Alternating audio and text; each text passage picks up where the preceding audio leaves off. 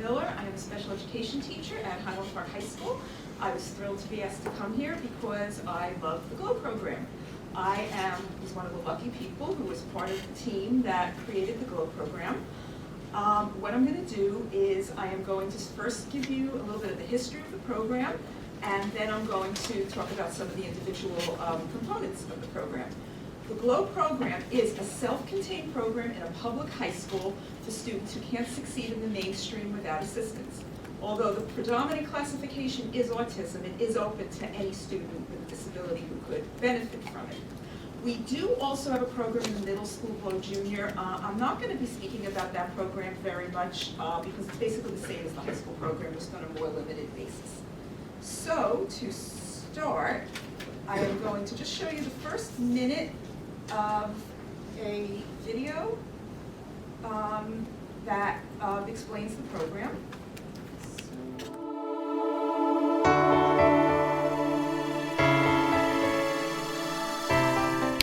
The GLOW program is a program for students to learn to live a productive and independent life. Rather than learn reading and math skills in isolation, the skills are infused into real-life activities. For example, students learn reading and math skills by reading a recipe, determining the ingredients they need to make this recipe, going to the grocery store, pricing the items, and purchasing them. Then, we go back to the school and use the foods kitchen to actually make the recipe.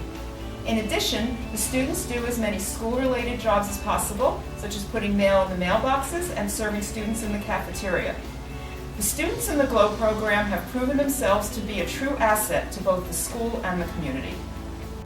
My name is Victor. I like to work in the cafeteria. I like to serve lunch for the middle school kids.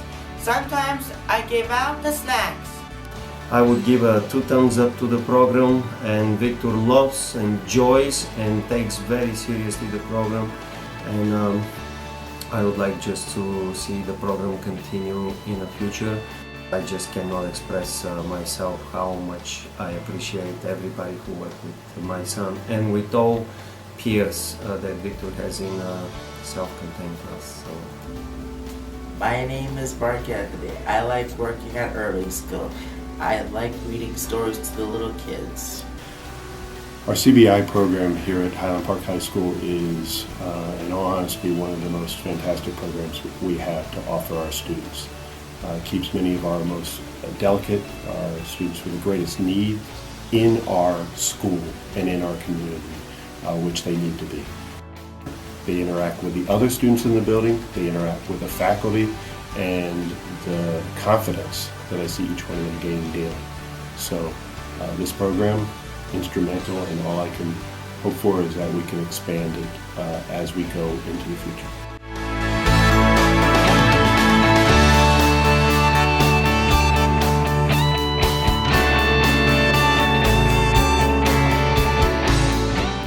The goal of GLOW Junior in the Highland Park Middle School is to educate our students academically, emotionally, and socially.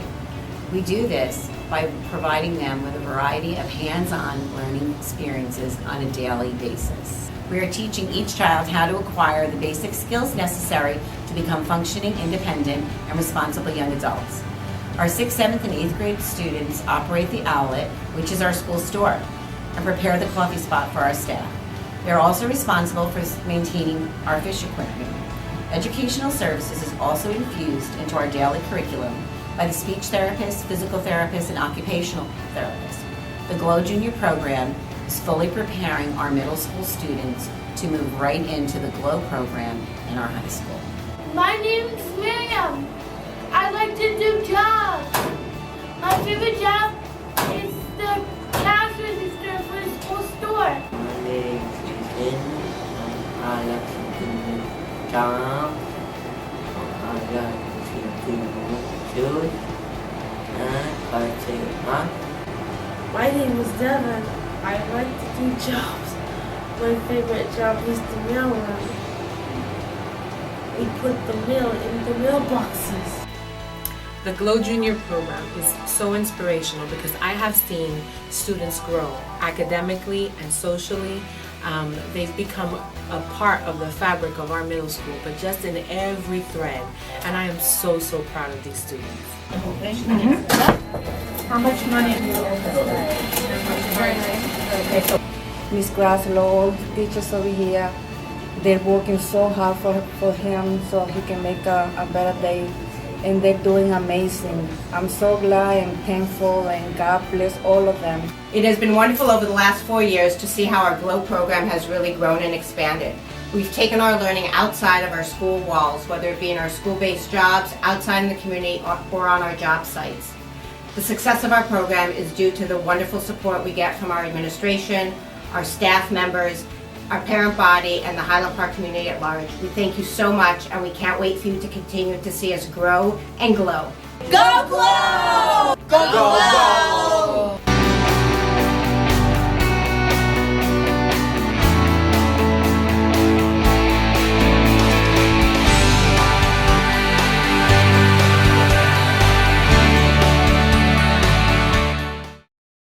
Now, the history of the GLOW program. We started in 2013. At that time, the administration recognized that we had a growing number of students whose needs would not be met by the traditional high school program and needed a program to teach them independent living skills.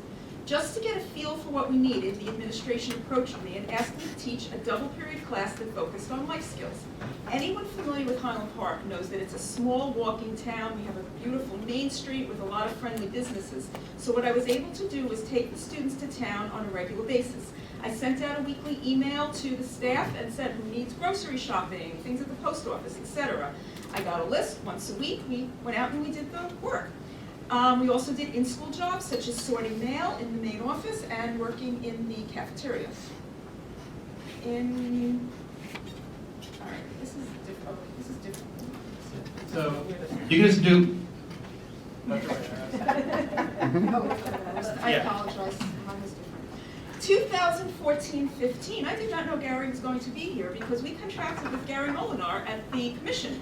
And because we realized that we were now ready to become a full-fledged program. So Gary sent an experienced CBI teacher to work with me, and she helped train me in what she already knew. We co-taught the class for the year, and obviously they did a great job because we're still here.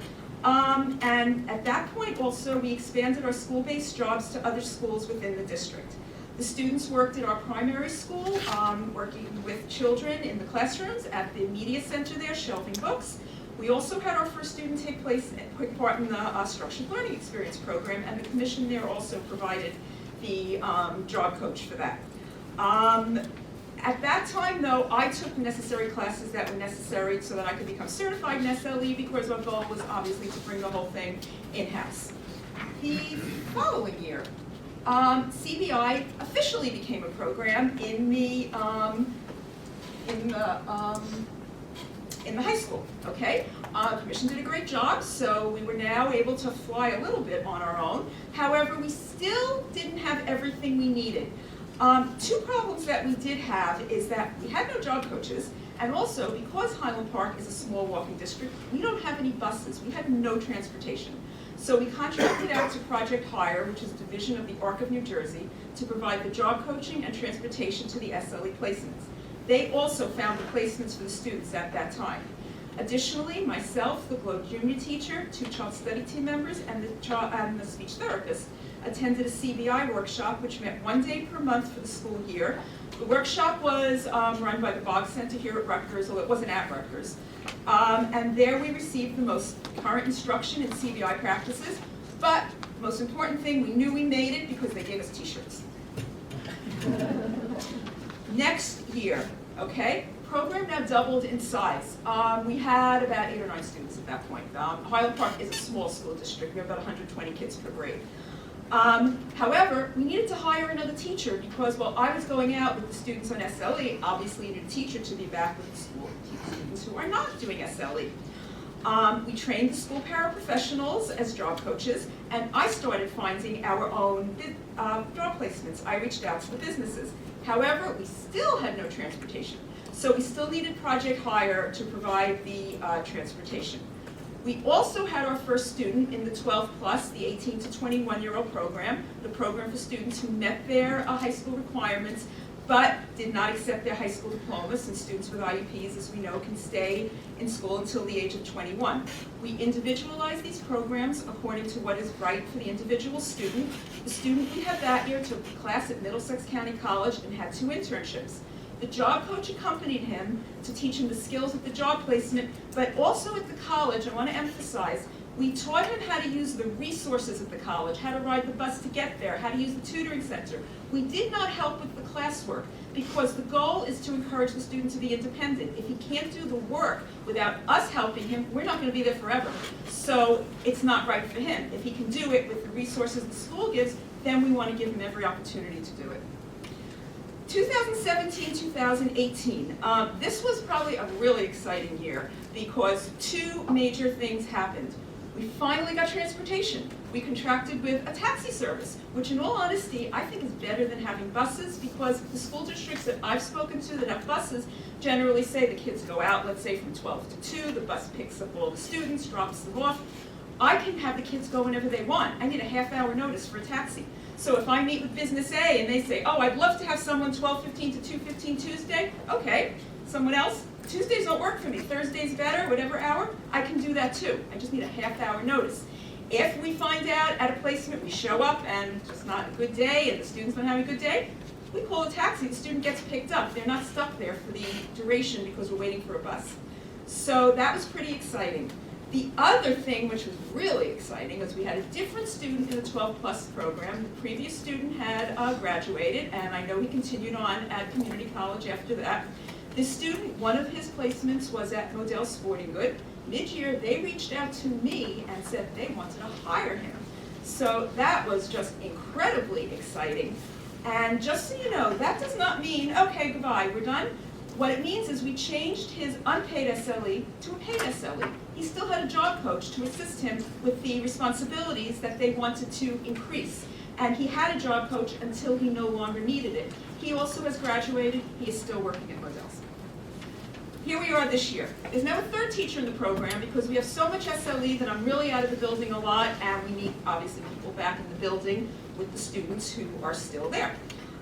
We have 4 students in the 12 plus program. 2 of them have paid employment. Now that paid employment, as of today, is not even an SLE anymore because they just mastered all the skills. They did not need a job coach, so they just have regular jobs. A 3rd student, was given a 3-month job in the school cafeteria, a paid job through the Pomptonian, the cafeteria service, but it ended. But they did tell me they would take him back if another opportunity becomes available.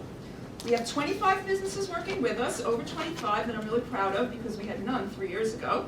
We always need more, and I'm going to explain a little bit about that. And just for the future, next year we anticipate having 5 students in the 12 plus program, 3 of them who will be new to it. We expect 2 to graduate, and the program might be different depending on the student's needs. So that was the history of the program. However, one thing which I am incredibly proud of is that we do not forget at any time that these students are students. They're teenagers. They need to have a normal experience, as normal as possible for any high school experience. And I'm going to show you a little bit more of that. So here we go. Here are some of the pre-vocational activities that I discussed, and I'm going to explain how they fit into the curriculum. This is a picture of some students helping out with a fundraiser the school nurse ran. It was called Pennies for Patients. They did a competition between the 4 grades as to which grade could collect the most money for cancer research. The GLOW students were in charge of collecting the money, counting the money, wrapping the coins, depositing it in the bank, letting the students know which grade was in the lead. Additionally, as I also teach the students English and math, I use this to make real-life math problems. We could use variables, we could use word problems, stories, calculator. So that's what I mean by an entire comprehensive program, everything being infused into every part of the curriculum. Here are some more students doing their work. And the girl on the right you see there is actually working at the desk of the cafeteria manager, learning how to deposit the money collected from the lunch. Over here, The girl there you see reading, that was a program we did on Take Your Child to Work Day. A key word in Take Your Child to Work Day is work. And when teachers bring their children to work, they not only have to watch their children, they have to still do their job and teach their class. We all have to do our job when we watch our children. So we ran a babysitting service that day for the teachers who could drop their children off with us, and we babysat while they taught classes. Okay, our SLE placements. As I said, we have a lot of different ones. The list of them is in the flyer, which is in the folder you have. Here we go. Here are some of the students at their programs. When I start SLE, SLE is available starting at 16 years old. I feel very strongly that every student should have a big sampling of many different types of jobs. I believe you don't know if you like it till you try it. I'm sure we all know someone, maybe one of us, who is not doing what they thought they would do at 18 years old, what they were positive they were going to do, possibly even what they went to college and got a degree on. So I feel it's very important that everybody tries many different things. I give them interest inventories through New Jersey CAN and also our pre-vocational experiences. So obviously I want to have something they like too, but they have to have something which maybe they think they're not interested in. And we've had a bunch of surprises where kids have said, hey, this isn't so bad after all. All right, here we have Elijah's Promise, Once Upon a Child, Co-op Grocery Store, Cyber Night Computers.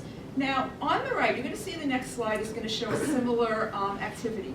One reason I need so many placements is, the boy on the right, what he's doing is he is taking inventory, and he also had finished stocking the shelves. He needed to match what item went with what item in the appropriate place. Now, you figure, he did a great job, he learned it, good, he can do this anywhere. He can go to Modell's, he can go to Walmart, he can go to AC Moore. That isn't right. Skills don't always transfer. The way we transfer the skills is by having the students do the same skills in different settings. If we think someone has an aptitude for one of the skills, then this could be a potential career. Well, then I want you to do the same thing at AC Moore, at Walmart, at Stop and Shop, whatever, just to see if that is really where your aptitude is. So, okay, the picture on the left here. This to me was so exciting. The boy, you see, that's some emoji balls packaged in the left. One day, every few months, I take a canvas through the town and different places, and I see are there new businesses that opened, are there new managers, maybe someone didn't want to work with us before, and now we have someone who is willing to work with us.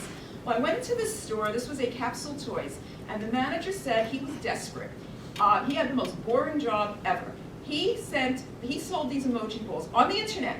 He had a tremendous business. He had a huge demand for it. He would get these huge cartons, he showed me, of all emoji balls, which needed to be sorted, and then needed to be count out 25, put them in a plastic bag, seal the bag, put on the label, and then do it again. He said he couldn't get an employee to do it. Everybody was bored to death. His family would run when they saw him coming because they knew they wanted him to help.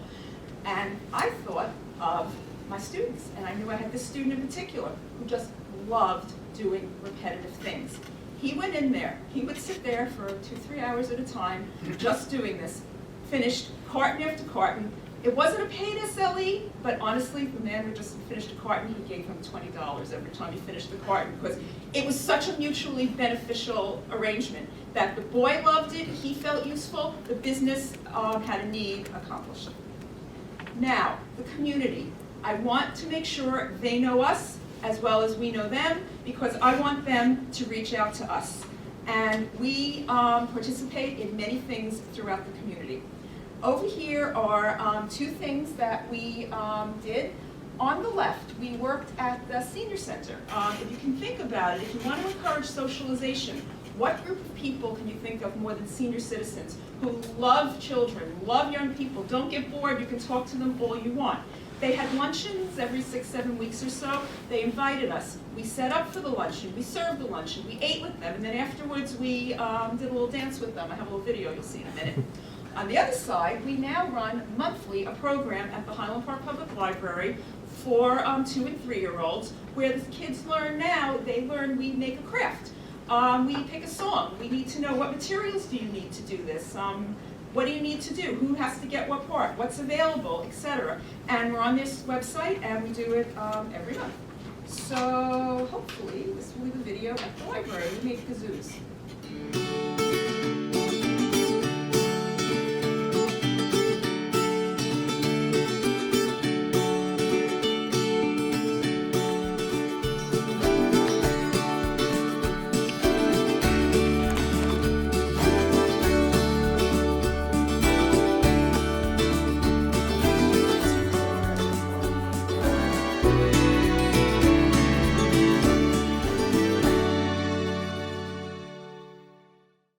that's just from the library. And now here is our program at the Senior Center.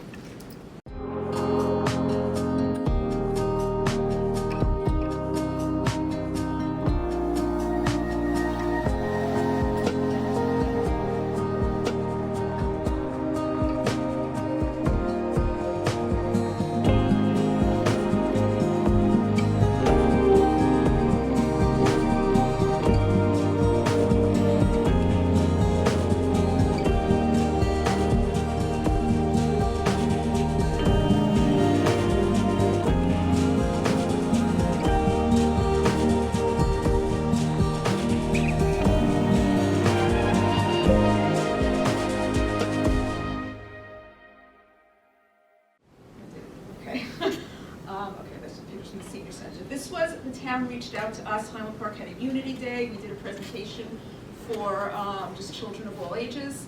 NJ TIP was already mentioned. We use the NJ TIP Transportation Training Program with Louis Hoffman. They come in, they do a lesson in the class. You can't really see what it is, but he has, I don't know what you call it, a machine where you put the money in when you get on a bus. So he was training them in the classroom as to how to do that. We then went to the mall, we took the bus. We went to the mall, we went shopping, we went out to lunch.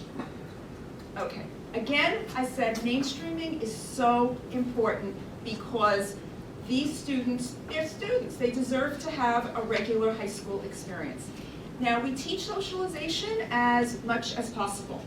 They eat lunch in the regular cafeteria, but many students are not just going to come over and gravitate to our students, and our students are not necessarily going to seek out others. So the National Honor Society has a program called Lunch Buddies, where they sign up with the para who sits with the kids at lunch, and we have different students just sitting with them and socializing with them and talking to them, so they're not by themselves. They're always eating in the mainstream.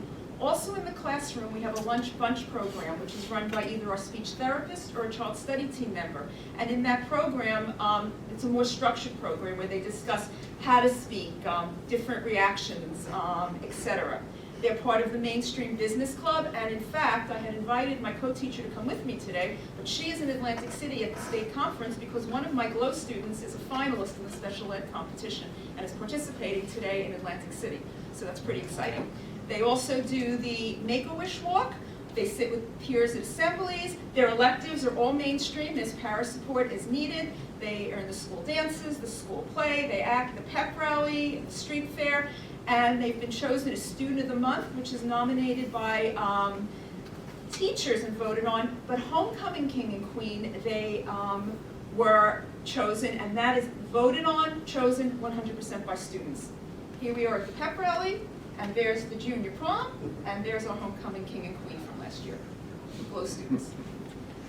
Here we are at the street fair, and here we are showing off our t-shirts. This was the first year we had our t-shirts, and we now have many more people with them.